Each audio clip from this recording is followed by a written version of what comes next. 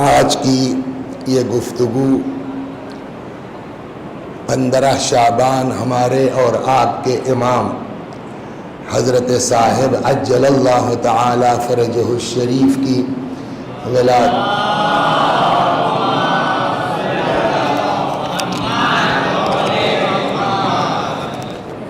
ولادت با سعادت کی مناسبت سے ہے۔ میں نے اسی مناسبت سے اس حدیث مبارک کی تلاوت کی ہے جو بظاہر تو نہیں لگتا کہ آج کی محفل سے اس حدیث کا کیا مطلب ہے، لیکن ذرا سا آپ توجہ فرمائیں تو انشاءاللہ مطلب واضح ہوگا۔ حضرت نے فرمایا کہ انی تارک فیکم الثقلین، میں تمہارے درمیان 2 گراں قدر چیزیں چھوڑ کے جا رہا ہوں، 2 وزنی چیزیں چھوڑ کے جا رہا ہوں، ایک اللہ کی کتاب، دوسرے میری اطرت جو میرے اہل بیت ہیں۔ ما ان تمسکتم بہما لن تضلوا بعدی، جب تک ان دونوں سے وابستہ رہو گے میرے بعد ہرگز گمراہ نہیں ہوگے۔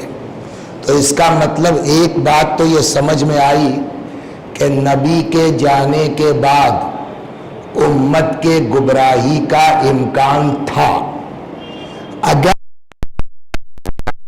تو نبی یہ کیوں کہتے کہ اگر ان سے وابستہ رہو گے تو یعنی گمراہی کا چانس ہے، امکان کہ میں 2 چیزیں چھوڑ کے جا رہا ہوں، ایک اللہ کی کتاب، میری اطرت۔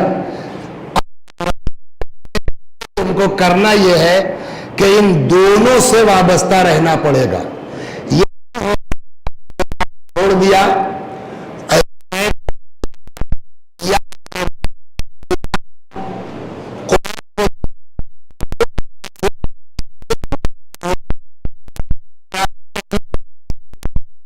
اس لیے قرآن کی صحیح میننگ بتا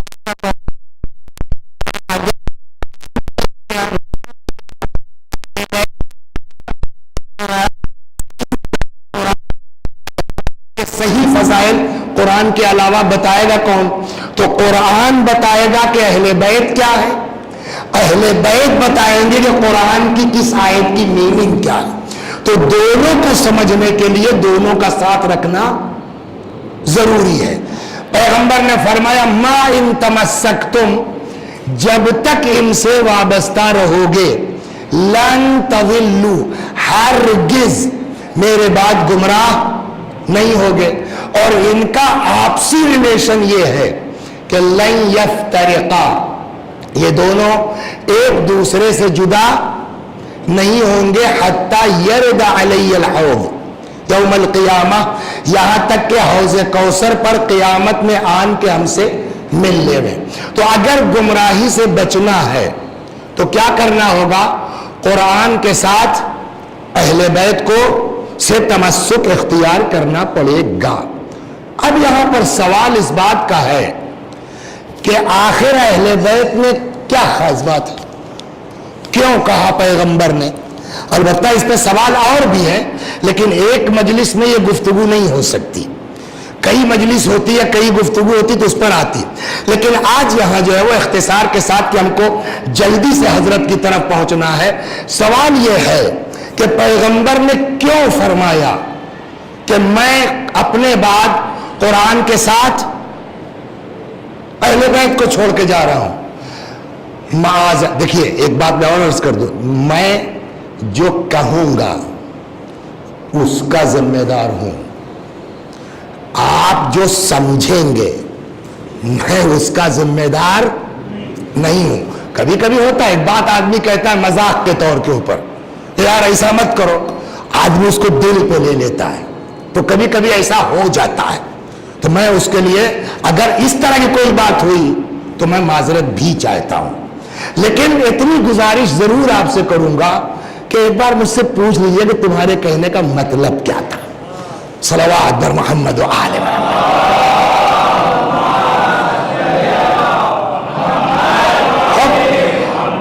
سوال یہ ہے کہ یہ نبوت ہے، بادشاہت تو نہیں ہے نا کہ رسول اللہ کے بعد ان کا داماد، داماد کے بعد ان کے بیٹے، ان کے بیٹے کے بعد ان کے بیٹے، ان کے بیٹے کے بعد ان کے بیٹے.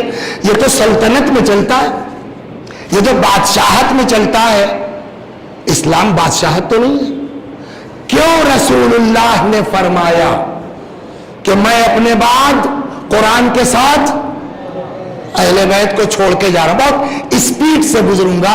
میں نے کہا اگر خمسہ عشرہ ٹائپ ہوتا دھیرے دھیرے چلتے. بزرگوں نے اس پر بڑی محنت کی ہے، اس میں کوئی شک نہیں ہے. اور میں ایک جملہ اکثر کہتا ہوں، یہاں تو اتفاق میرا کم ہوتا ہے آنے کا، ایک آدھ بار شاید آیا ہوں، بہت پہلے وہ جو زلزلہ آیا تھا تب آیا تھا، ایک آدھ سال پہلے 2-3 اس میں، اب آ گیا ہوں اتفاق سے. بہت کم ہوتا ہے، لیکن میں عام طور پر جہاں جاتا ہوں یہ بات گزارش کرتا ہوں کہ ہماری نالائقی ہے، ہماری کم وقتی ہے کہ ہم مطالعہ نہ کریں، ہم نہ پڑھیں. ورنہ ہمارے بزرگوں نے کوئی گوشہ چھوڑا نہیں ہے جس پر ان کی تحقیق کا کام نہ چلا ہو، قلم نہ چلا ہو. آج تو ہمارے لیے بہت آسان ہے نا، انٹرنیٹ پہ بیٹھ گئے، وہ صاحب ایک لائن سے ایک لفظ آپ ٹائپ کیجئے، ساری حدیثیں جتنی چاہیے آپ کے موبائل میں موجود ہیں. لیکن بزرگوں کا زمانہ جو تھا ہمارے رضوان اللہ علیہم، وہ کتنی مشقتیں اٹھا کر کے، لیکن اس کے باوجود کیا ان کا اخلاص تھا کہ اللہ نے ان کی زندگی میں برکت عطا فرمائی کہ کوئی گوشہ چھوٹا نہیں ہے. آپ کے اسی ہندوستان میں اسی حدیث پر جلدیں لکھی گئی ہیں، ابقات الانوار اسی عنوان پر ہے. تو جو بزرگوں کی میرا کوئی رول اس میں نہیں ہے. میرا کام صرف اتنا ہے کہ جو بزرگوں کی گاڑھی باتیں ہیں اس میں جیسے دودھ والے نہیں ہوتے کہ وہ پانی میں 1 لیٹر دودھ میں پانی ملا کے بیچ دیتے ہیں، وہ بھی اچھا ہے، پانی ملا رہے گا، بچوں کو نقصان نہیں کرے گا، جلدی سے ہضم ہو جائے گا، شاید اس لیے کرتے ہو. تو وہی کام میرا ہے کہ بزرگوں کی جو محنت ہے اس میں آج کے حساب سے 2 لیٹر پانی ملاتا ہوں تاکہ ہمارے بچوں کے لیے سمجھنا آسان ہو جائے، بدہضمی نہ ہو. میرا اس میں کوئی رول نہیں ہے. اب آئیے جو بزرگوں پوری کتابیں اس حدیث پر، میں نے کہا آپ کے ہندوستان میں بھی لکھی گئی، ابقات الانوار کی جلدیں اس میں، نجف کے علماء نے لکھی، اور بزرگوں نے لکھی، عربی میں لکھی، فارسی میں لکھی، مختلف زبانوں میں. میں نچوڑ اس کا 20 منٹ میں آپ کو سنا کے اپنے موضوع پر آتا ہوں. صلوات در محمد و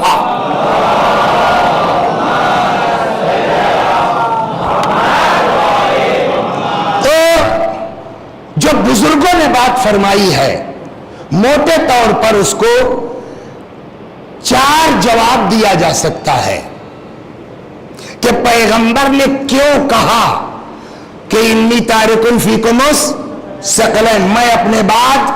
قرآن کو تو سب مانتے ہیں نا، قرآن کے اوپر تو سب کا ہے، بعد والے میں میٹر ہے.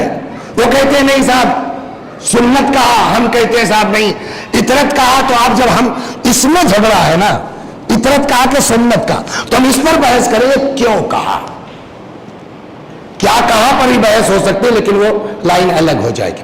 جو بزرگوں نے جو ہے وہ تحقیقات فرمائی ہیں، موٹے طور پر اس کے 4 جوابات دیے جا سکتے ہیں کہ پیغمبر پر واجب تھا کہ اپنے بات کہہ کے جائیں انی تارکن فیکم الثقلین.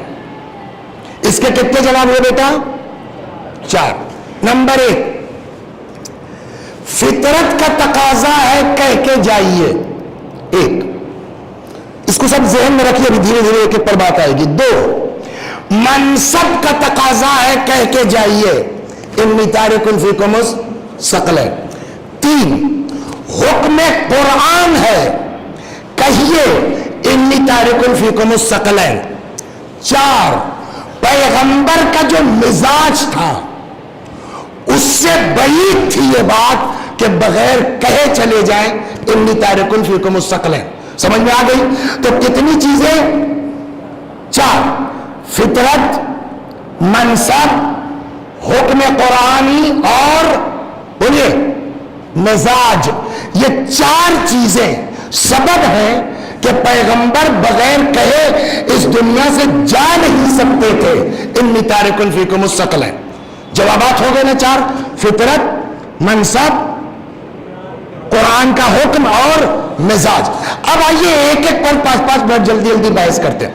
نمبر 1، فطرت کا تقاضا ہے کہہ کے جائیے انی تارک فیکم الثقلین۔ فطرت کیا ہے؟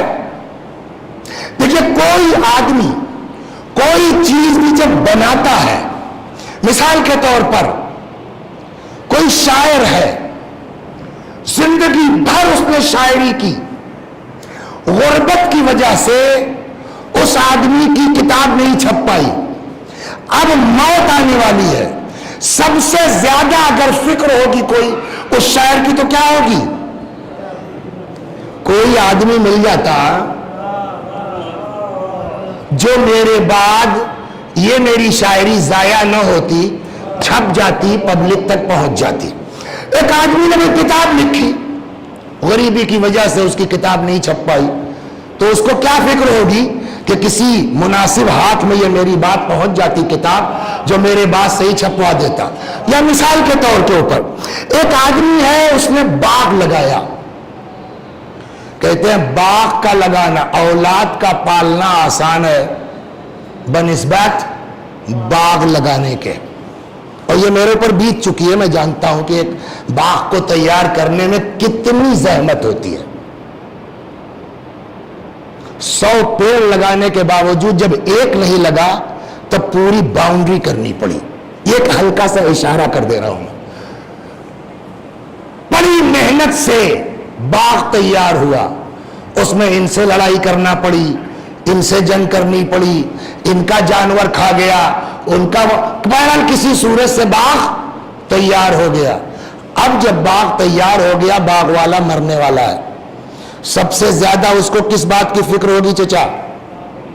کہ جتنی محنت و مشقت سے میں نے یہ باغ لگایا ہے، کہیں ایسا نہ ہو کہ میرے مرنے کے بعد میری اولاد اسے ضائع کر دے، اسے بیچ ڈالے، اسے برباد کر دے۔ تو فکر ہوگی باغبانوں کو نہیں ہوگی کہ کوئی صورت ایسی نکل آتی کہ جس کی وجہ سے میرا باغ بچ جاتا۔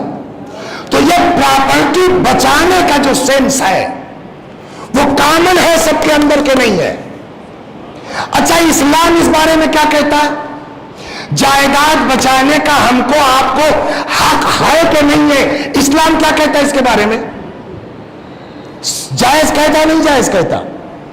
اسلام جائز ہی نہیں، اسلام طریقہ بھی بتاتا ہے کہ کیسے بچاؤ گے۔ کہ وہ کیا کہ وقف کر دو۔ وقف کاہے کے لیے ہے؟ کہ اولاد کے ہاتھ بندھ جائے مگر میری پراپرٹی محفوظ رہے۔ آج اگر میرے باپ نے وہ باغ وقف نہ کیا ہوتا، میں ہر سال بیچتا، نئی نئی قبا پہنتا، ہر سال جاتا زیارت کرتا، لیکن پراپرٹی وقف کر کے میرے باپ نے میرا ہاتھ باندھ دیا، اولاد فاقہ کر لے چلے گا، جائیداد بچی رہے۔ کچھ سمجھ میں آیا؟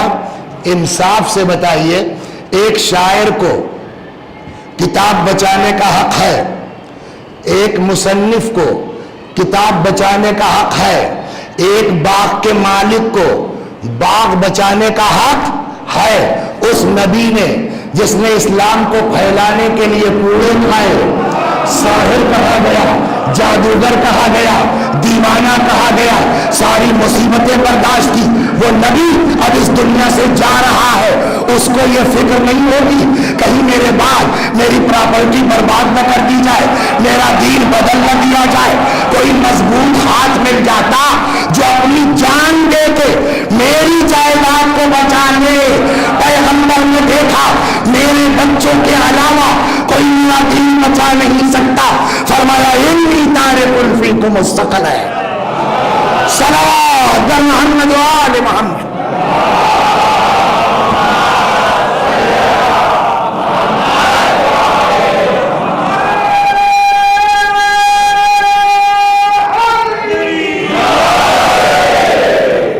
تو پہلا کیا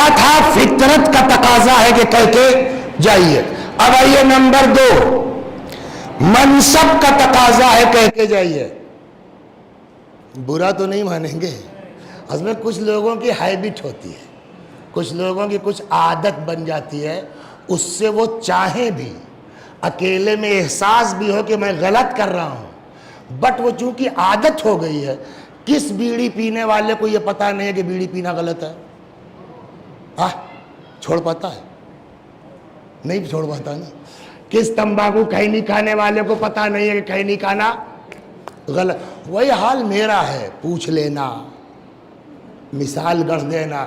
اب میں لاکھ چاہوں کہ اس سے اپنے آپ کو بچا لوں، نہیں ہو پاتا. تو اگر برا مانی ہے تو میں جانے دوں. کیا نام ہے آپ کا؟ عباس بھائی. رسول اللہ کا اچھا یہ سب کوئی مقصد نہیں ہوتا، یہ صرف یہ ہے کہ آدمی متوجہ رہے. ایسا نہ ہو کہ ہم یہاں پڑھ رہے ہیں، آپ سلواسا پہنچے ہوئے ہیں. صرف اس لیے کیا جاتا ہے یہ کام، اور اس کا کوئی مقصد نہیں ہوتا. صلوات بر محمد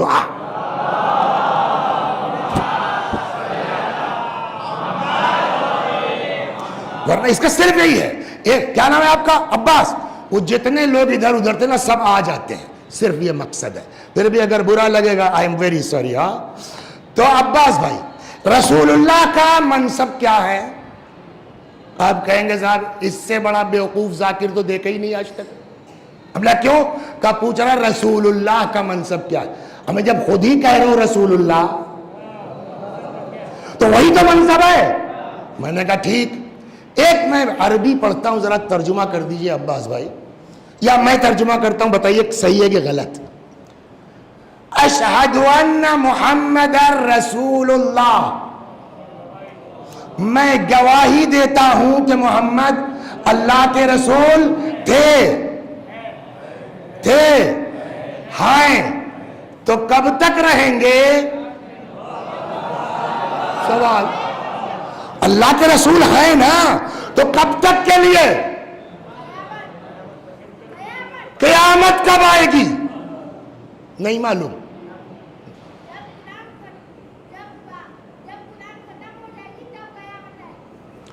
ٹائم 100 سال بعد، 200 سال بعد، نہیں معلوم نا.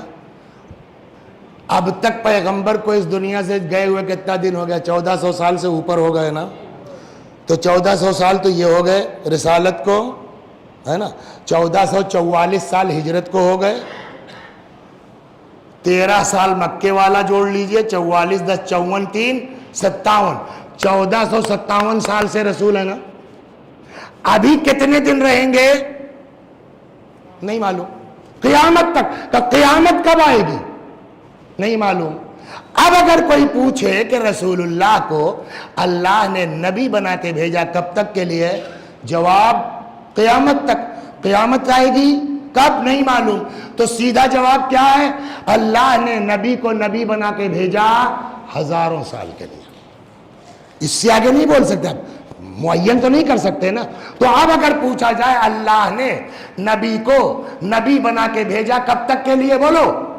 جواب ہزاروں سال کے لیے. ہو گئی بات، اس کو یہیں چھوڑ دیجئے. میں یہاں آیا ہوں تقریر کرنے کے لیے. کتنی دیر عام طور پہ تقریر ہونا چاہیے؟ 1 گھنٹہ. ٹھیک. ہم نے کہا بھائی طبیعت نہیں ٹھیک ہے، بہت تھکا ہوا ہوں اور ٹینشن ہے اور فلاں چیز ہو گیا، یہ واقعہ ہو گیا، وہ واقعہ ہو گیا. بہانے بنا کر کے میں نے آدھا گھنٹہ پڑھ دیا. یہ کیا بھائی؟ ہم لوگ تو بتاؤ اپنا گھر پہ افطار کرتے آرام سے، یہاں آئے اس چکر میں آدھا گھنٹہ. تو 10-20 لوگ ناراض ہوں گے. 2-4 لوگ نہیں مولانا آپ ٹینشن مت لیجئے، ٹھیک ہے آدھا گھنٹہ کم نہیں ہے، کوئی بات نہیں. میں نے صاحب آدھے گھنٹے کے بجائے پڑھا 15 منٹ. اب مخالفت کرنے والوں کی تعداد بڑھے گی کہ نہیں بڑھے گی؟ ہے نا. تب بھی 1-2 لوگ نکل آئیں گے. نہیں مولانا ٹینشن مت لیجئے آپ، جو بات 15 منٹ میں کہی تھی زبردست ماشاءاللہ. میں نے صاحب 15 کے بجائے کتنی دیر پڑھا؟ 1 منٹ. سن 256 یا 55 ہجری میں امام کی ولادت ہوئی. آج حضرت کی ولادت کی تاریخ 15 شعبان. سلوات اتر گئے. کتنی دیر پڑھا؟ 1 منٹ. اب کوئی ماننے کو تیار ہے؟ ہاں بتاؤ، اتنی دور سے ان کو بلایا یہ 1 لائن سننے کے لیے. اب جو آدمی ہے وہ کہہ رہا بھائی حد کر دی، کس نے بلایا ان کو؟ کون ہے پہلے اس سے ملواؤ. جس نے ان کو بلایا ہمارا ٹائم برباد کیا. خیر صاحب سب لوگ تو رہ گئے، یہ جو قبلہ آپ کے پیش نما صاحب، اس میں گرامی آپ کا عزیز صاحب، کہنے لگے مولانا آپ نے تو حد کر دی. میں نے کیا ہوا؟ کہنے لگے آج تو آپ نے پڑھا ہی نہیں کچھ. میں نے کہا ابھی میں نے نماز پڑھی ہے آپ کے پیچھے، ہم کو لگتا ہے اپنی نماز پھر سے پڑھنا پڑے گی. کہنے لگے کیوں؟ میں نے کہا جھوٹ بول رہے ہیں آپ. بھائی معذرت مثال دے رہا ہوں. ہاں نہیں تم بھی چلے آؤ کہ صاحب آپ نے ایسا کیوں کہہ دیا. صلوات بر محمد وآل.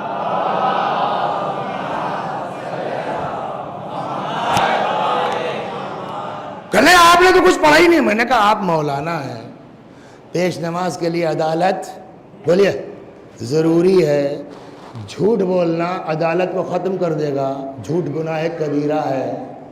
میں ممبر پہ گیا، میں نے یہ جملہ پورے 60 سیکنڈ میں نے تقریر کی ہے، اس کے باوجود آپ کہہ رہے ہیں کچھ پڑھا ہی نہیں، کچھ پڑھا ہی نہیں. کب مولانا پڑھے لکھے آدمی تو وہ جلدی تھوڑی بھرے میں آ جائے گا، عام پبلک آ جائے گی بھرے میں. کہنے لگا اے مولانا باہر سے آ کر کے نقشے بازی مت کرو. قلت، اب جو انہوں نے جواب دیا عزیز صاحب نے، قلت گھٹتے گھٹتے ایک ایسے مقام پر پہنچ جاتی ہے جہاں اس کا وجود عدم کے برابر ہو جاتا ہے.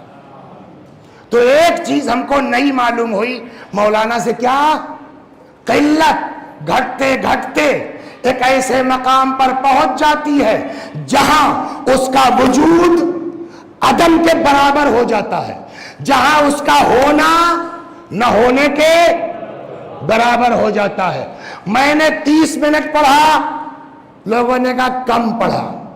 میں نے 15 منٹ پڑھا، لوگوں نے کہا کم پڑھا. میں نے 1 منٹ پڑھا، اب ہر آدمی کہہ رہا کچھ نہیں پڑھا. ہر آدمی کہہ رہا نہیں کہہ رہا ہے. جب کہ مجھ کو پڑھنا کتنا تھا؟ 1 گھنٹہ. پڑھا کتنی دیر؟ 1 منٹ. تو کئے بٹا کئے پڑھا میں نے؟ 1/60 پڑھا نا. تب بھی سارا مجمع کہہ رہا ہے مولانا کے کچھ نہیں پڑھا، کچھ نہیں پڑھا، کچھ نہیں پڑھا. اللہ نے رسول اللہ کو نبی بنا کے بھیجا کب تک کے لیے؟ بولیے، کہا ہزاروں سال کے لیے. جس کو ہزاروں سال کے لیے نبی بنا کے بھیجا گیا اس نے کام کتنے دن کیا؟ بولیے 23 سال. 60 کے مقابلے میں 1 منٹ 1/60 ہے. ہزاروں کے مقابلے میں 23 کے کئے بٹا کئے ہے؟ میں کہوں گا یا رسول اللہ ابھی میرے ساتھ کیس ہو چکا ہے. میں نے 1 منٹ پڑھا، ساری پبلک کہنے لگی کچھ نہیں پڑھا، کچھ نہیں پڑھا. آپ کو اللہ نے نبی بنا کے بھیجا ہزاروں سال کے لیے. کہا تو ہم نے کہا یا تو آپ قیامت تک رہیے اور اپنی نبوت کا کام انجام دیجئے. اور نہیں، میں نے کہا اور اگر جا رہے ہیں آپ تو اپنے بعد ایسا انتظام کر کے جائیے جن کا قول آپ کا قول، جن کا فعل آپ کا فعل، جن کی سلو آپ کی سلو، جن کی جنگ. اچھا اب تم ہم کو سمجھاؤ گے اور نہیں کر کے گیا تو؟ میں نے کہا یا رسول اللہ ہماری تو اوقات نہیں ہے کچھ، ہم تو کچھ نہیں کہہ پائیں گے، لیکن اگر آپ نہیں کر کے گئے تو قرآن پلٹ کے کہہ دے گا فما بلغت الرسالۃ. اگر یہ نہ کیا تو آپ نے کچھ کیا ہی نہیں. صلوات در محمد وآل. سمجھ میں آئی آپ کے بات؟ کہا گئی.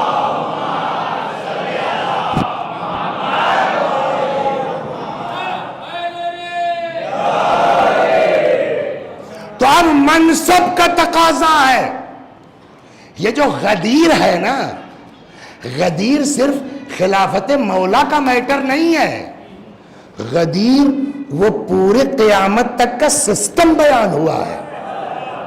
اور اگر آپ توجہ کریں خطبہ غدیر آپ کے ذہن میں ہو تو من کنت مولا کہنے سے پہلے اس خطبے میں پیغمبر نے یہ حدیث ارشاد فرمائی ہے وہاں بھی انی تارک فیکم الثقلین. کیوں کہ یہ حدیث پڑھ کے قیامت تک کا سسٹم بیان کیا.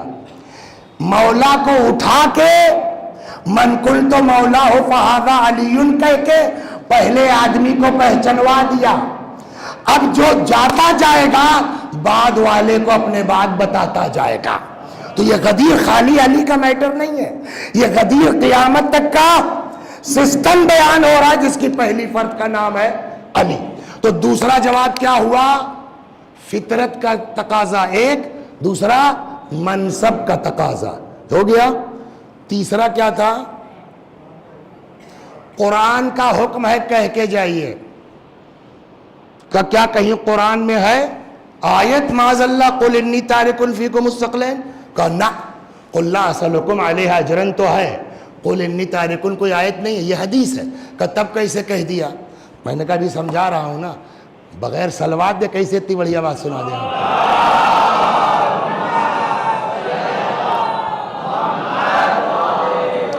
خوب.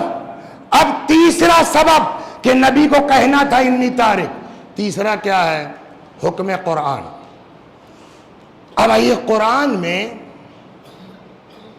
ایک آیت ہے, ارشاد ہوتا ہے کتب علیکم, متوجہ ہے نہیں توجہ ہے, کتب علیکم اذا حضر احدکم الموت, تمہارے لیے لکھ دیا گیا ہے. جیسے قرآن میں ہے روزے کے لیے ہے نا, کیا ہے؟ کتب علیکم الصیام, تمہارے اوپر روزے لکھ دیے گئے ہیں. لکھ دیے گئے ہیں یعنی واجب کر دیے گئے. یہاں پہ علماء ہمارے فرماتے ہیں مفسرین کہ اگر اس کتبہ کو واجب کی میننگ میں نہ بھی لیں تو انتہائی تاکید کے معنی میں ضرور ہے. کیا؟ کتب علیکم, تمہارے لیے لکھ دیا گیا ہے, اذا حضر احدکم الموت, جب تم میں سے کسی کو موت آنے لگے. تو کیا لکھ دیا گیا ہے؟ شرط کے ساتھ, ان ترک خیرن, اگر کچھ خیر چھوڑ کے جا رہے ہو تو کیا لکھ دیا گیا ہے؟ الوصیہ, اپنے بعد والوں کے لیے, اقربا کے لیے, والدین کے لیے کیا وصیت کر کے جاؤ. قرآن نے کیا کہا؟ جب موت آنے لگے, یہ آبھاس ہو کہ مرنے والا ہوں, اگر کچھ خیر چھوڑا ہے تو بعد والوں کے لیے وصیت کرو. قرآن کا حکم ہے نہیں ہے. پیغمبر اس دنیا سے جا رہے ہیں, ان کی زندگی میں بھی کچھ خیر ہے, کچھ خیر چھوڑ کے جا رہے ہیں. کہ جو لے کے آئے تھے وہی چھوڑ کے جائیں گے. کیا لے کے آئے تھے؟ دنیا کی پراپرٹی کی بات نہیں ہے, کیا لے کے آئے تھے ادھر سے وہی چھوڑ کے جائیں گے. نماز جمعہ میں شرکت کرتے ہیں آپ, اب تو سنتے سنتے یاد ہو گئی ہوگی. هو الذی بعث فی الامیین رسولا منہم یتلو علیہم آیاتہ, وَيُزَكِّيهِمْ 2, وَيُعَلِّمُهُمُ الْكِتَابَ 3, وَالْحِكْمَةِ 4 چیز لے کے آئے. تو اس میں سب کو دیکھا جائے ایک ایک کر کے تو کتنا ہوا؟ حکمت کتنا کہلا گیا؟ 1/4 ہے نا, کل 4 ہے. تلاوت 1/4. اب اس میں جو 1/4 ہے حکمت, حکمت کے لیے قرآن کہتا ہم سب کو نہیں دیتے. کہاں ملے گی؟ آیت الکرسی سے تھوڑا آگے بڑھیے گا, وہاں یہ آیت ہے یؤتی الحکمت من یشاء, اللہ جس کو چاہتا ہے حکمت دیتا ہے. وَمَن يُؤْتَ الْحِكْمَةَ فَقَدْ أُوتِيَ خَيْرًا كَثِيرًا, اور جس کو حکمت دے دی اس کو خیر کثیر دے دیا گیا. تو قرآن نے کیا کہا؟ جس کو حکمت دی گئی اس کو کیا دیا گیا؟ خیر کثیر. قرآن نے کیا کہا ہے؟ ہم نے ان کو بھیجا کتاب کے ساتھ کیا دے کے؟ حکمت. تو جب پیغمبر کے پاس حکمت ہے تو پیغمبر کے پاس کیا ہے؟ خیر ہے نہیں ہے؟ خیر نہیں, خیر کثیر ہے. قرآن نے کیا کہا؟ اگر خیر چھوڑ کے جا رہے ہو تو وصیت کر کے جاؤ. جب حکم قرآن ہے تو پیغمبر بغیر کیسے کہے چلے جائیں گے؟ لہذا نبی نے فرمایا انی تارک فیکم الثقلین کتاب اللہ و عترتی اہل بیتی. صلوات در محمد و یہ تین ہو گیا. چوتھا جلدی سے اور آگے اپنے موضوع پر. تو فطرت کا تقاضا ہے کہہ کے جائیے ایک، منصب کا تقاضا ہے کہہ کے جائیے بولیے دو، حکم قرآنی ہے چار، مزاج. پیغمبر کا جو مزاج تھا اس سے یہ پاسبل ہی نہیں ہے کہ بغیر کہے چلے جائیں. جواب آپ بتائیں گے مولانا پیغمبر کا مزاج کیا ہے؟ تو کیا مطلب؟ کیا آدمی کو اپنی اولاد کا مزاج تو معلوم نہیں؟ یہ معلوم ہے 30 سال 35 سال کا ہو گیا لڑکا، اس کے بعد جو ہے وہ کہہ رہے میں نے آگ کر دیا. یہ کیا ہوا؟ آپ تو بہت چاہتے تھے. کہ ہمیں کیا پتا تھا کمبخت شادی کے بعد ایسا بدل جائے گا. ہوتا ہے نہیں ہوتا ہے؟ 70 سال سے اوپر کی ایج رہی ہوگی، وہ بار بار آتے تھے طلاق پڑھ دو طلاق پڑھ دو. ہم لوگ ٹہلا رہے تھے کہ بڑھوتی میں کیا فائدہ ہے، جانے دو جانے دو. اگر فرض کیجئے 30 سال کی عمر میں آپ کی شادی ہوئی، 70 سال کی ایج میں آپ بیوی کو طلاق دے لے جا رہے، 40 سال سے سمجھ نہیں پائے بیوی کس ٹائپ کی تھی، آج سمجھ میں آیا. تو جو آدمی بیوی کا مزاج نہ سمجھ پائے، جو آدمی اپنی ارے چھوڑیے بیوی بچوں کو، اپنا مزاج ہم کو آپ کو پتا ہے. کبھی کبھی آدمی کھڑا ہو کے سڑک پہ گالی دے گا، لوگ کہنے لگے کیا نام ہے بیٹا آپ کا؟ ہمیں عباس دیکھو تم کو فلاں. ارے بزرگ ہیں جانے دیجئے. ایسا ہوتا ہے نہیں ہوتا؟ نہیں برا لگا. ایک مسکرا کے کوئی بات کہی جس کی میننگ کچھ نکل سکتی تھی، وہ صاحب 15 سال سے یہاں گھسی ہوئی نکل نہیں رہی ہے. ایسا ہوتا ہے نہیں ہوتا؟ کہ آدمی کھلا ہم کو گالی دے رہا ہے، ہم کو برا نہیں لگا. آدمی مسکرا کے کوئی بات کہہ رہا ہے، انٹینشن سمجھ کے 15 سال سے تپا ہوا ہوں، دل سے بات نہیں نکل رہی ہے. سمجھ میں آیا کچھ؟ تو جو آدمی اپنا مزاج نہ سمجھ پائے، سوال یہاں ہے اس کو کیا حق ہے یہ کہنے کا کہ رسول اللہ کا مزاج یہ تھا؟ بات پھنس گئی نا. جواب اگر ہم کہیں کہ رسول اللہ کا مزاج یہ تھا تب آپ یہ اعتراض کر سکتے ہیں. اچھا ہم لوگوں کے ساتھ کیا ہوتا ہے؟ کیا ہوا یار عباس بھائی، وہ تو بزنس تو ایک ساتھ شروع کیا تھا تم لوگوں نے، اب کیا ہے کہ ایک دوسرے کی شکل دیکھنا نہیں چاہتے؟ پہلے تو بڑی دوستی تھی، 10 سال کے بعد ٹوٹ جاتی ہے، 20 سال کے بعد ٹوٹ. ارے کیا بتائیں، ہمیں کیا پتا تھا کہ یہ آدمی اتنا گندا نکلے گا، اتنا خراب نکلے گا.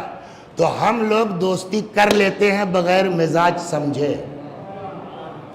اللہ بغیر مزاج سمجھے حبیب نہیں بناتا. خدا بغیر حبیب سمجھے مزاج. اچھا وہ سمجھنا کیا، وہ خالق مزاج ہے، اسی نے پیدا ہی کیا ہے. اب اگر وہ بتا دے کہ میرے حبیب کا مزاج یہ ہے تب تو مانیں گے نا. دیکھیے پھر میں نے اسی جگہ کے لیے کہا تھا جتنا کہوں گا اتنے کا ذمہ دار ہوں، آپ کی سمجھ کا ذمہ دار نہیں ہوں. پھر بھی ایک صلوات پڑھیے، احتیاطاً کیل کاٹا کر لوں، مگر پتہ نہیں کون آ جائے مجلس کے بعد تم نے یہ کیسے کہا. صلوات پڑھیے، سن لیجیے پہلے. مزاج، لالچ اچھی چیز ہے کہ بری چیز؟ بری چیز. حدیث بھی ہے قد عز من قنع وذل من طمع. عزت اسے ملی جس نے قناعت کی، ذلیل وہ ہوا جس نے لالچ کی. تو حدیث بھی کہتی ہے لالچ اچھی چیز نہیں ہے. کہاں کے ہیں آپ؟ اسی لیے پوچھ رہا ہوں، پتہ ہے کہاں کے ہیں آپ؟ گاؤں کا نام بتائیے نا. خیر الدین پور ہمارے پڑوس کے ہیں، بالکل 10 کلومیٹر کا فاصلہ. مثال آپ تو نہیں برا مانیں گے. ہاں انہوں نے صاحب کہا کہ میرا پوتا ہے 10-12 سال کا 15 سال کا، تو ہم سوچ رہے ہیں کہ گھر سے قریب بھی ہے، 100 کلومیٹر فیض آباد سے ہوگا آپ کا گاؤں میرا جو ہے میں خیال، تو آپ کا یہاں ایڈمیشن کرا دیں. میں نے کرا دو.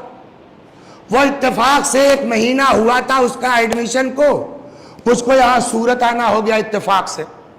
تو اب چونکہ پوتا وہاں پڑھ رہا ہے ہمارے یہاں، تو یہ خاص کر کے ملنے آئے، مجھ سے ملنے نہیں آئے. کم از کم پوتے کی خیریت مل جائے گی. ہم شرارتی آدمی، مذاق وذاق والے آدمی ہیں، کبھی کبھی جھیلتے بھی، سامنے والا سمجھ نہیں پاتا. تو میں سمجھ گیا کہ اپنے پوتے کی خیریت لینے آئے ہیں، تھوڑا کھیل لیا جائے. کہنے لگے کیا حال ہے؟ میں نے کہا وہ پوتا آپ کا؟ کہنے لگے جی ہاں. میں نے کہا بڑا لالچی ہے صاحب. اب ان کی شکل دیکھنے لائق تھی. لالچی؟ ہم لوگ 2-3 بھائی یہاں رہتے ہیں، سب کا الگ الگ وہ ہے، سب کی فریج بھری رہتی ہے، کبھی اس نے پلٹ کے نہیں دیکھا. ایسی بات کر رہے ہیں آپ؟ میں نے کہا او برا لگ گیا ان کو. اور میں نے ارے صاحب ایسا لالچی لڑکا میں نے اپنی زندگی میں نہیں دیکھا ہوگا. خوب لالچی لالچی. جب ان کو خوب غصہ دلا لیا میں نے، تب گھوما. میں نے کہا ابھی تو اس کی کلاس بھی میرے پاس نہیں ہے کوئی، لیکن پتہ نہیں کیا اتنا لالچ ہے اس کو پڑھنے کی. جب دیکھیے کتاب بغل میں دبائے چلا آ رہا ہے، اس کا کیا مطلب، اس کا کیا مطلب. میں نے کہا یار اپنے مولوی صاحب سے پوچھو، میرے پاس ارے مولوی صاحب بتا دیجئے. تب مسکرائے. جبھی تو میں کہوں کہ آپ کیا کہہ رہے ہیں. اب بتائیے یہ والی لالچ اچھی ہے کہ بری؟ بولیے اچھی ہے نا.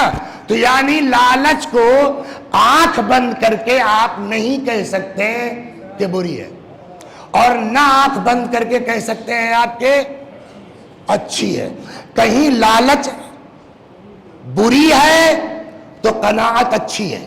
جیسا کہ میں نے حدیث سنایا، عزت اسے ملی جس نے قناعت کی، ذلیل وہ ہوا جس نے لالچ کی. الٹا بھی ہوگا نا، جہاں لالچ اچھی ہے وہاں قناعت بری ہو جائے گی. What's your education? گریجویٹ ہے. اس کے بعد موڈ نہیں ہے. میں نے کہا کیوں؟ پی جی کر لو، پی ایچ ڈی کر لو. کہنے آپ ہی نے تو پڑھا تھا عزت اسے ملی جس نے قناعت کی، ذلیل وہ ہوا جس نے لالچ کی. مجھ کو بہت لالچ نہیں ہے اب آگے. ہاں یہ قناعت اچھی ہے نا. تو اب بات سمجھ میں آ گئی. نہ لالچ کو آپ برا کہہ سکتے ہیں، نہ لالچ کو آپ اچھا کہہ سکتے ہیں. کہیں لالچ اچھی ہے قناعت بری ہے، کہیں قناعت اچھی ہے لالچ بری ہے. جیسے مال کی لالچ بری ہے تو قناعت اچھی ہے، علم کی لالچ اچھی ہے تو قناعت بری ہے. اب اس لالچ کو عربی میں کیا بولیں گے؟ یہ ڈر کی وجہ سے میں نے 10 منٹ آپ کا لیا ہے کہ ہر نبی کے لیے یہ جملہ استعمال کر لیا. میں کہاں تک صفائی دوں گا یہیں ٹھیک کر لوں. لالچ کو عربی میں کیا کہتے ہیں؟ حرص. حرص مانے بولیے لالچ. اب اسی کو لالچی میں کنورٹ کرنا ہوگا تو کیا کہیں گے؟ حریص. حریص مانے لالچی. کا کی نسبت لگانی ہوگی تو الا لگائیں گے. جیسے کسی کے لیے کہنا حریصون، مال کا حریص، تو کیا کہیں گے؟ حریصون علل مال، مال کا لالچی. کسی کو کہنا علم کا لالچی، حریصون علل علم، علم کا لالچی. سمجھ میں آ گئی آپ کے؟ یہی لفظ، اب یہ میرا لفظ نہیں ہے کہ آپ اعتراض کریں، یہ قرآن نے یوز کیا ہے. کس کے لیے؟ رسول اللہ کے لیے. اب آیت پڑھتا ہوں، اللہ کہتا حریصون علیکم، میرا پیغمبر. میں ترجمہ بھی نہیں کروں گا کہیں سے کاٹ لیا جائے کہ پیغمبر کے لیے لفظ استعمال کر لیا ہے. مین آیت. حریص کے معنی معلوم ہو گئے نا؟ واٹس میننگ آف حریص؟ یعنی لالچی. حریصٌ علیکم، قرآن کی آیت ہے، میرا نبی تمہارا حریص ہے۔ حریص مانے لالچی، میرا نبی تمہارا حریص ہے۔ کاہے کے حریص ہیں؟ ہمارے مال کے؟ ہاں، ہماری لالچ، علم کے۔ احسنت، ماشاءاللہ، ان بچے کی سلامتی کے لیے صلوات بر محمد۔ واہ! جناب ابو طالب سے، چچا جا کے ان لوگوں سے کہہ دیجئے ایک ہاتھ پہ چاند رکھ دو، ایک ہاتھ پہ سورج، میں ہدایت سے باز۔ تو اب سمجھ میں آ گیا کاہے کے لالچی ہوئے حریص؟ ہدایت کے۔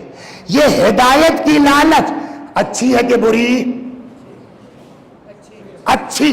اس کے مقابلے میں قناعت اب کیا ہوگی؟ بری۔ کوئی برائی رسول اللہ میں آ سکتی ہے؟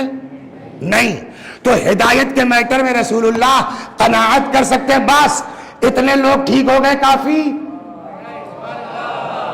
قناعت نہیں ہو سکتی نا، قناعت بری چیز ہے۔ تو اب پیغمبر کی یہ حرص ہدایت کی ہوگی نا، یہ ہدایت کی حرص کب تک رہے گی؟ بولیے، یہ ہدایت کی حرص نبی میں کب تک رہے گی؟ کہ جب تک زمین پر ایک آدمی بھی ایسا بچا ہے جس کی ہدایت کی ضرورت باقی ہے، تب تک پیغمبر کو یہ حرص ہے کہ یہ بھی صحیح ہو جاتا، یہ بھی صحیح ہو جاتا ہے نا۔ اب پیغمبر حریص ہیں ہدایت کے، 23 سال کے بعد جا رہے ہیں، کیا پیغمبر کے حرص پورا ہو گئے، سب ہدایت یافتہ ہو گئے؟ بولیے نہیں نا، بہت باقی ہیں۔ تو اب پیغمبر ہیں حریص، آسانی سے روح نہیں نکلے گی، اس لیے کہ پیغمبر کو حرص ہے امت کی ہدایت کی۔ اب پیغمبر نے دیکھا میں تو جا رہا ہوں، لیکن میری ہی نسل میں ایک ایسا آئے گا کہ جب وہ ظہور کرے گا اللہ دنیا کو عدل و داد سے ویسے بھر دے گی جیسے ظلم و جور سے بھری ہوگی۔ جب نبی نے دیکھا میری لالچ کو یہی پورا کر سکتے ہیں، فرمایا انی تارک فیکم الثقلین، صلوات بر محمد و آل محمد۔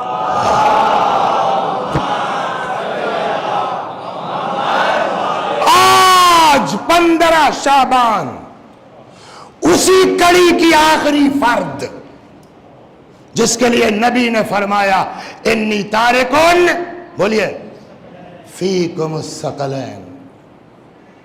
ایک چیز اور بس تمام، یہ ہر امام میں یہ بات آئے گی جو ہمارے امام میں بھی ہے۔ پیغمبر کا مزاج طے ہو گیا، سمجھ میں آیا کیا ہے پیغمبر کا مزاج؟ حریص علیکم۔ اگلا بھی فقرہ ہے، بالمؤمنین رؤوف الرحیم۔ مومنین کے لیے لالچ نہیں ہے، تمہارے لیے لالچ ہے۔ حریص، مطلب لالچ کب تک ہے؟ جب تک مومن نہیں ہو جاتے، ہے نا۔ سب کو مومن ہونے کی ان کو حرص ہے۔ پیغمبر کا مزاج سمجھ میں آ گیا؟ پیغمبر کا مزاج کیا ہے؟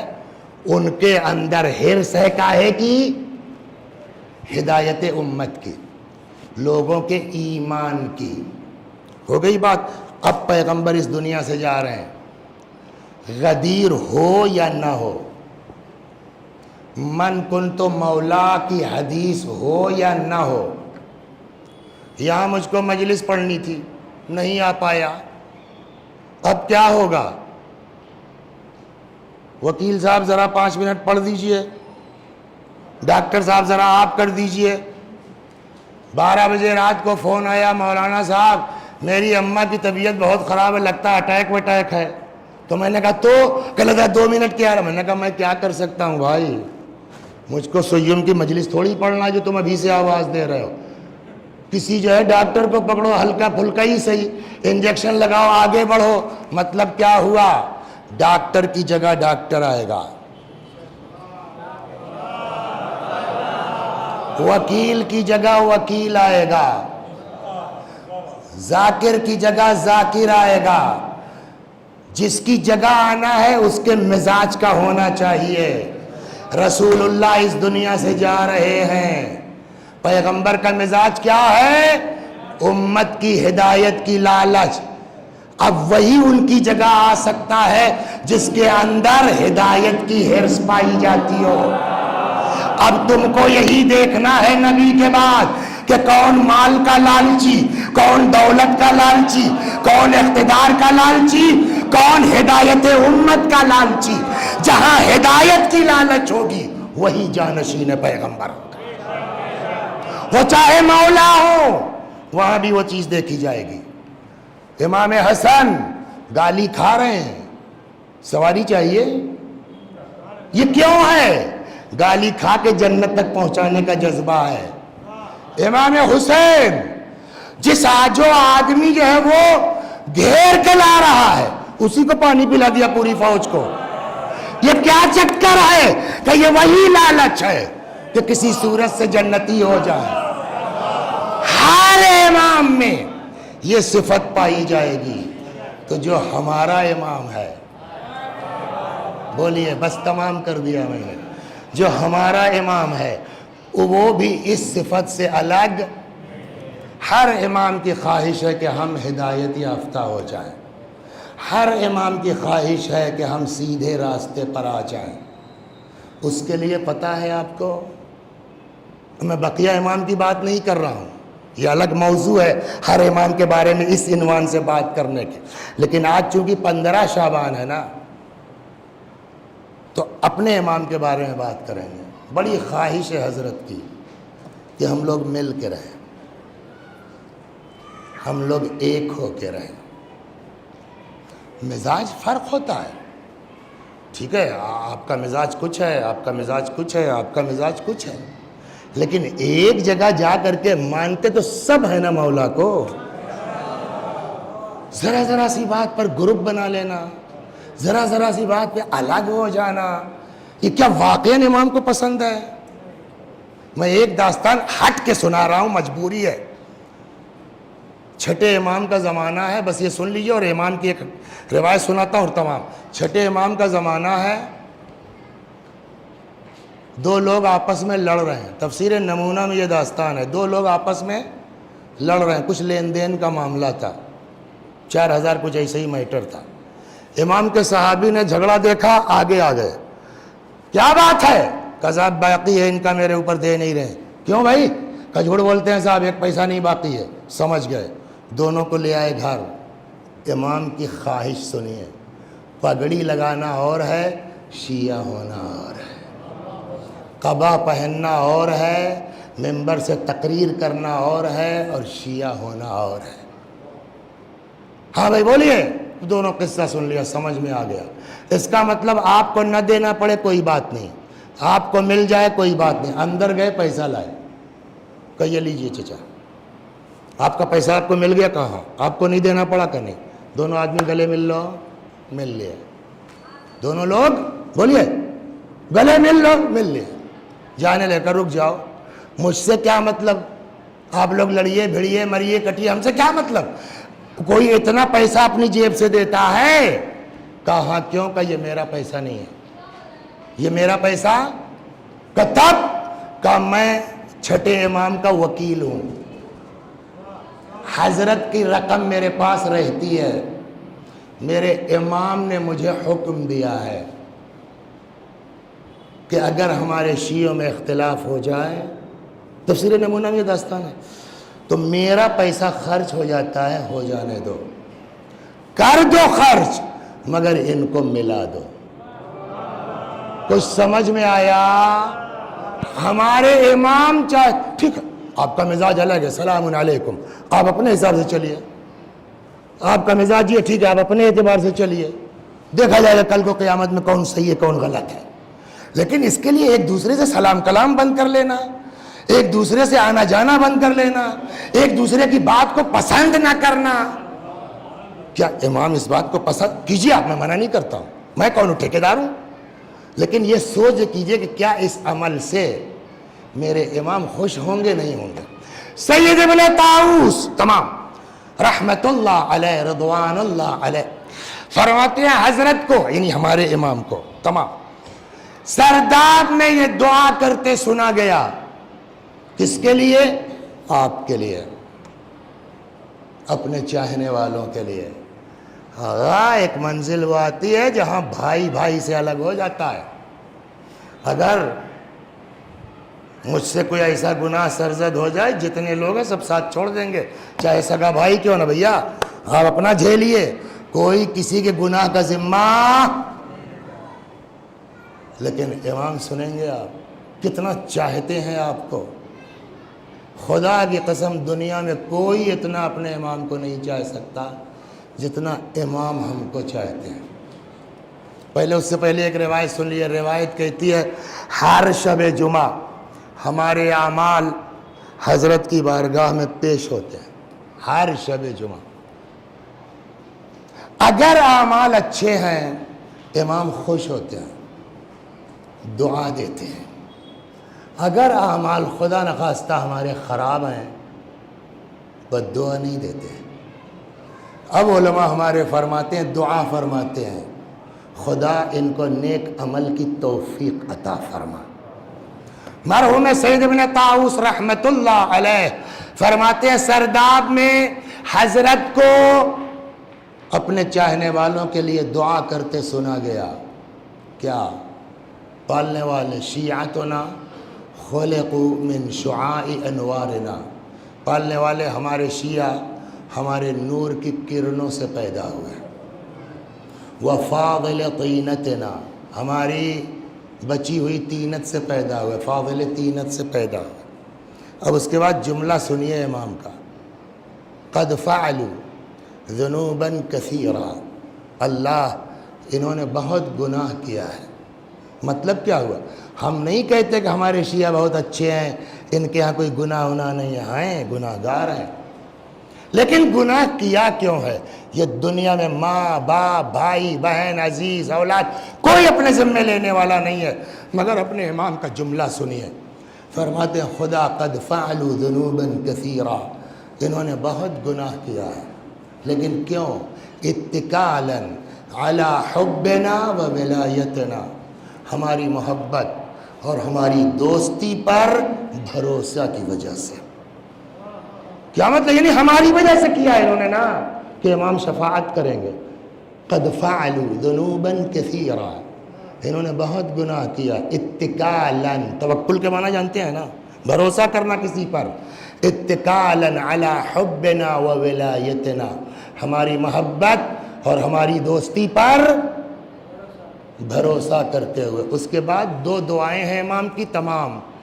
فرماتے ہیں خدا ان کان ذنوبہم بینک و بینہم، اگر ان کا گناہ تیرے اور ان کے بیچ ہے، یعنی انہوں نے تیری نافرمانی کی ہے، حضرت فرماتے ہیں فاصفح عنہم، پالنے والے ان کو معاف کر دے. لقد یا فقد رضینا، ہم ان سے راضی ہیں، ہم ان سے خوش ہیں. اس کے بعد دوسرا جملہ، اگر تیرے اور ان کے بیچ کا میٹر نہیں، ان کا آپس کا میٹر ہے، کسی نے کسی کو برا بھلا کہا ہے، کسی نے کسی کو الٹا پلٹا کہہ دیا ہے، کسی نے کسی کا حق مار لیا ہے، یہ غلطی مجھ سے بغیر سمجھے ہوئی ہے آج صبح، تو اس کی بھی میں معذرت کر لوں. ایسے ہی مزاحن میرے منہ سے نکل گیا، یار الگ الگ بیٹھو خوجوں کی طرح سے. میرا کوئی مقصد نہیں تھا، خدا نخواستہ لفظ کہہ کر کے واللہ ممبر ہے، میرا مقصد ذلیل کرنا نہیں تھا. لیکن ایک دو لوگوں کو بری لگی یہ بات، میں وہاں ان سے معذرت کر سکتا تھا، لیکن میں نے کہا نہیں، یہ ممبر پر ہوگا. آپ کو بری لگی بات، میں آپ سے شرمندہ ہوں، معذرت چاہتا ہوں. یا صاحب الزمان، آپ راضی رہیے، جس سے کہیے ہم معافی مانگنے کو تیار ہیں. ان کان ذنوبکم بینہم، اگر ان کا آپس کا میٹر ہے، تب امام نے نہیں کہا اللہ ان کو معاف کر دے. تب امام نے کیا دعا فرمائی؟ اللہ ان کو توفیق دے، ایک دوسرے کو معاف کر دے. امام کی دعا کیا؟ دو دعا ہے نا، ایک ان کے اور تیرے بیچ ہے، اللہ معاف کر دے، ہم ان سے خوش ہیں. لیکن دوسرا آپس کا جب معاملہ ہوا، امام نے نہیں کہا اللہ ان کو معاف کر دے. امام نہ کہیں گے نہ اللہ معاف کرے گا جب تک ہم ایک دوسرے کو معاف نہ کریں. ایک سوال کا جواب دے دیجئے, امام کی دعا ریجیکٹ ہو سکتی نہیں ہو سکتی؟ بولیے. نہیں نا. لیکن عباس نام بتایا تم نے, عباس بھائی سے میری لڑائی ہو گئی, لوگوں نے کہا مولانا جانے دیے, بچہ ہے چھوڑیے. میں نے کہا زندگی میں کم بخت کو معاف نہیں کروں گا. تو کیوں نہیں معاف کر رہا ہوں میں؟ امام نے دعا کی ہے نا کہ ان کو معاف کرنے کی توفیق دے, تو مجھے کیوں نہیں توفیق ملی؟ میں کیوں ان کو معاف نہیں کر رہا ہوں؟ جبکہ پوری قوم کہہ رہی مولانا جانے دو, اور میں کہہ رہا ہوں نہیں معاف کروں گا. ہے کسی میں ہمت یہ کہنے کی کہ معاذ اللہ امام کی دعا قبول نہیں ہوئی؟ ہاں, امام کی دعا ریجیکٹ ہو گئی. امام کی دعا قبول ہے. جب قبول ہے تو میں کیوں نہیں معاف کر رہا ہوں ان کو؟ اس کا صرف ایک جواب ہو سکتا ہے, امام نے اپنے شیعوں کے لیے دعا کی ہے,